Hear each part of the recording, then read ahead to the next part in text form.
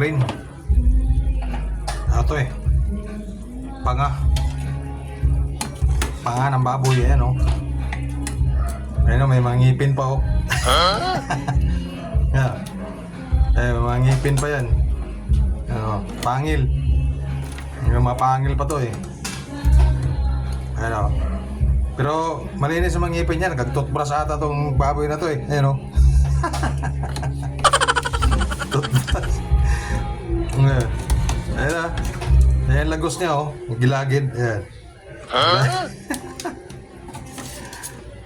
Okay. Mukhang it's time to put the leaves of the kangkong. Imbes. Ayan na. Nagalang kunting nga po eh. Wala na ng gas ah. Ayan na. Okay. Oh.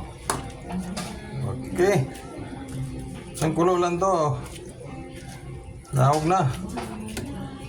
Higop na naman ang sabaw. Ayan siya mga idol oh. Oh. Daming kangkong. Pangsigang. Ilagay ko na lahat yung mga ricados dyan eh. Yung sigang ayos na dyan. Ang kulo na lang yan. Ayan na. Ayan na. Okay na to. Ang lapot-lapot ng sabaw. Ayan, gusto ko tong ganito eh. Buti naman iba yan, nakatutbrush to eh. Dilinisan ko muna bago ko inano yan, siyempre. Dinamitan ko muna ng brush yan bago makuha yung mga ano niya. Pala mo, yung mga kiki pa yan.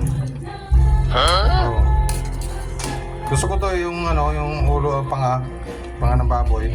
Pagkasapos sa sabaw nito. The best talaga to. Oh. Goods na. Luto na siya. Para mga idol.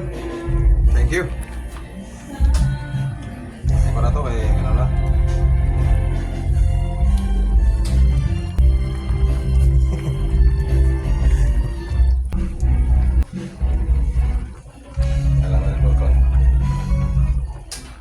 Wala nang